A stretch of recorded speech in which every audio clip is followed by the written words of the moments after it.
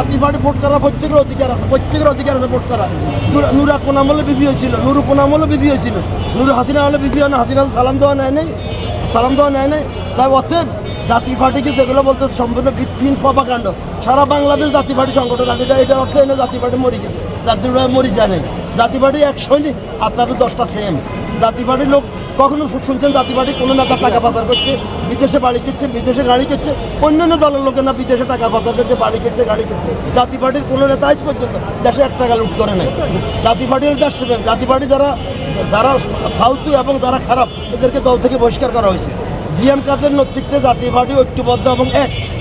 এর অদ্বিতীয় নাঙ্গল মানে জাতীয় পার্টি, এরশাদ মানে জাতীয় পার্টি, জিএম কাদের নাঙ্গল একই কথা। এর মধ্যে অদ্বিতীয় কিছু নাই।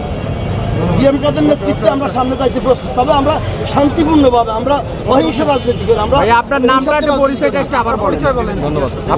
আমি মোহাম্মদ নাসিরউদ্দিন, আমি পল্টন থানা জাতীয় স্বেচ্ছাসেবক পার্টির সভাপতি।